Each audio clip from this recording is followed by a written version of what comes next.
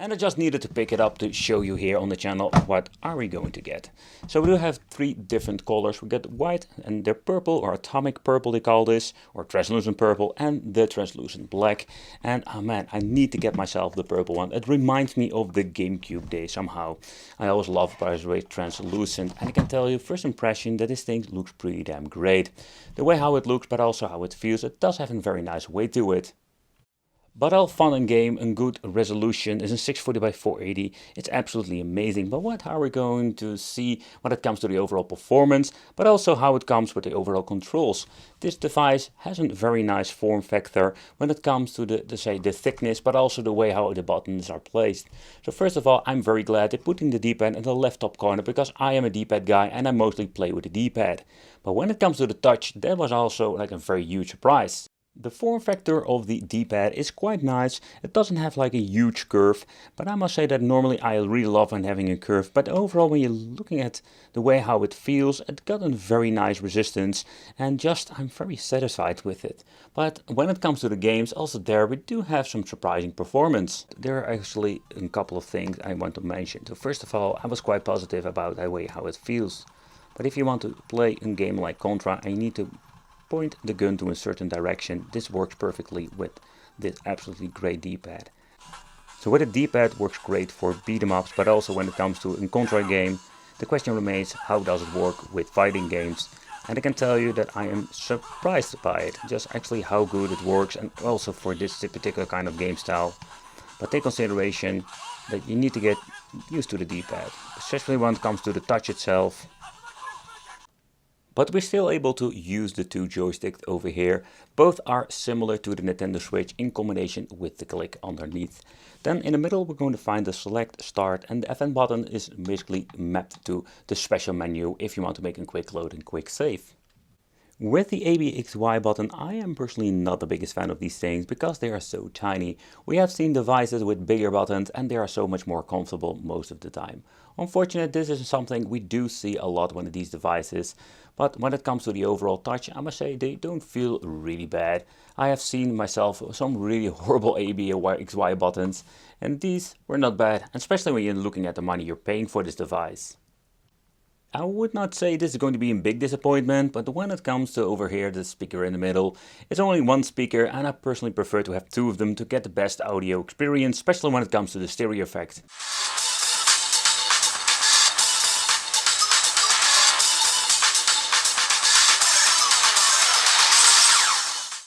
So that's basically the front part of the device. At the bottom we're going to get two Type-Cs, one for charging and the one is an OTG port, and a headphone port at the bottom part. So at the left we're going to get the on and off switch to reset, and here we can find the SD card number 2. The consideration, and this is actually in 64 GB, there are different sizes, but they're using non-branded. And they are not great because they can get corrupted out of nothing. At the right we're going to find a physical volume control, because in the past we have seen they are not implementing this in devices, but they did with this particular model. I'm very glad because it works very well. And then we're going to have the SD card, and this is the firmware with a special seal, yep, a quality seal, but they are mostly using the same crappy SD cards. And last but not least, then we're going to see at the back a very nice configuration of 4 buttons. But the thing is, what I don't like about these things is that you need to press them very hard. In the inside you can already see that they are basically touching the micro switch underneath directly. There's no membrane, so you don't have very nice feedback. So you're just going to get and click instantly, and you need to put some pressure on it. Another thing I don't like at all, so when you're looking closely, there are some minor differences in the height. It's very difficult to capture on the camera, but it is very minor. And when you're actually holding it, I find that was quite difficult to get in touch with all of the buttons at the back. So when it comes to this configuration, it's not the best that they made with these devices. Another cool thing that you don't see very often with these devices, they can remove the back cover. Here you can get into the battery compartment and just remove it fairly easy. And this is absolutely an amazing overall great thing they did. They didn't showcase this over here what kind of milliamp this thing is, but then you can replace it. That is absolutely great. But most of the time you need to open up these things, and if you don't have any screwdrivers laying around, it's going to be a hassle replacing the battery.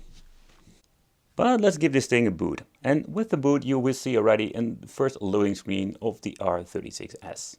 So it has a similar Emulation piece of software on it, only modified. This is called a ArcOS 2.0. The bezel on the display, I must say, or around the display I need to say, is not bad at all. So let's remove this piece of plastic, and the front glass is kind of glossy, but the overall quality is not bad at all. It's not your typical front glass, the piece of plastic that we have with the cheaper devices. So those are one of the parts I really love. But one of the key features we're having nowadays with these cheaper devices, that we're going to just have a beautiful IPS panel on the inside. And you can just see it. Maybe in the future it would be fun to do a comparison with all the other models, but I'm very surprised and very glad to see this. It's quite difficult to capture because of the glossy front glass, but I can tell you it looks pretty nice. Specification wise, it's quite an interesting piece of hardware. 3.5-inch display, it's absolutely a beautiful display with a resolution of 640 by 480. The CPU is a Rockchip 3326 64 bits. That is actually in quad-core Cortex A35 running on 1.5 GHz. Maximum memory 256 GB, 8 watt power of the speaker, and it sounds pretty damn nice. And the battery is 3500 mAh, gives you around 8 hours of game time and needs a 2-hour for a charge. Another feature I think is pretty damn cool when it comes to these devices, you can get into the settings menu, and over here we can mess around with the UI if you want to switch to a different or update or download a new one. There is so much things you can change out. Display option has been set to 50%, and I'm just going to believe it's going to be slightly, let's say, better to record. But nevertheless, it's quite interesting to see how much you can mess around with it, and including for the emulators. If you have any problems, you can just switch between emulators. And you can see everything has been configured with this particular model, but I already say, like, if you need to mess around with it because some of the emulators doesn't run great, and that is the option you don't have with a lot of cheap devices, is that we do have all kinds of emulation possibilities. Take consideration PlayStation Portable, and when it comes to the interface, it works pretty damn great. So first of all, some of the, let's say, game lists have been configured like this. You can just change it out by pressing start, and here we can mess around with the general settings. By pressing select, here we do have more options where we can jump to a certain letter very easily like that. Or if you just want to go into sorting the games by fail an extension, or you want to have a different kind of configuration. Next up, we do have the grid size list. Here we can put it in different kind of, let's say, sizes, or the game viewing as, for example, basic, where we're just having a different list. Or if you want to see in details, you can just do it like this and having certain details. What I personally was one of my favorite ways to display all of the games. First off, let's start with some PlayStation Portable.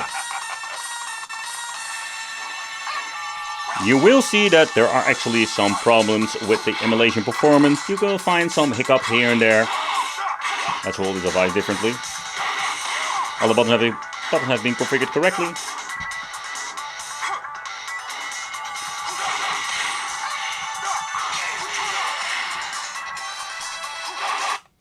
Here we can even made a quick load, quick save. And what I just did is pressing both of the joysticks.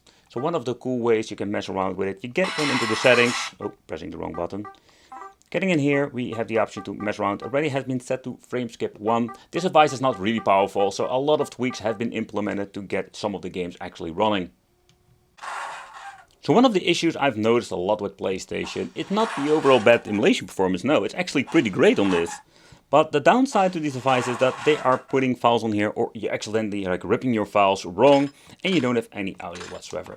Doesn't matter for this review, I just wanted to showcase how fast it loads and actually also what you can play. The thing is, like, you don't have any background music, so the soul of the game is absolutely gone.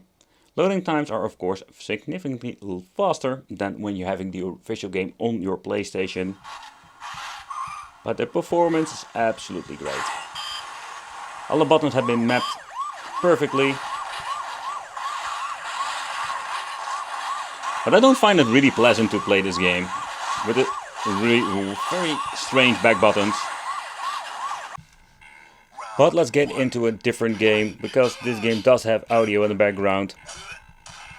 But the overall performance for PlayStation is great, and I can tell you that it's finally one of those many devices that they released that we can finally just enjoy some old school Tekken or other games from your library.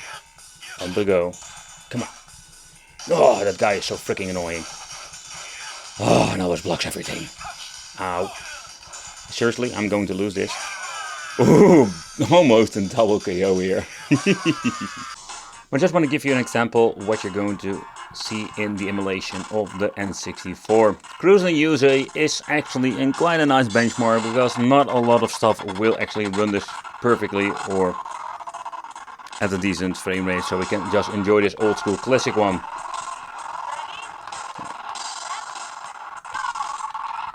But besides that, it is running really bad. This is a great example of the micro switch joystick at the back or thumb drive. Oh man, it's really difficult to actually play this game. Even when it's running on normal speed, the shoulder buttons are or the back buttons are so difficult to actually use in this device. Construction wise, it's slightly different than the typical devices. Most of them will be screwed with a couple of, let's say, screws or parkers, and then they'll have a cleaning mechanism in the inside, but they're only using screws, 6 of them. It's just a fine construction. Another thing, if you want to remove the battery, you can just use it by lifting this up, or in other cases you can just basically pull it out when the case is assembled, already mentioned before. But I find it quite difficult to reach, and I don't want to pull the cable too much. Maybe with an, let's say, special tool you can basically reach in fairly easy. And the construction, I must say that I'm pleasantly surprised with this. The reason is very simple. I'm pleasantly surprised is that because when it comes to the joystick you can replace them fairly easy by removing the 2 screws and the ribbon cable over here. The same goes for the speaker. You can replace it if it gets broken. The same also goes for the LCD display. It comes with the rock chip RK3326. It's the same rock chip that we've seen with similar devices. It's a new thing they're using all of the time. But when it comes to maintenance, the micro switches need to of course be desoldered if you need to replace them. I don't really love the construction of the button be straight into the micro switch because it doesn't give a nice feedback, but I already mentioned that before.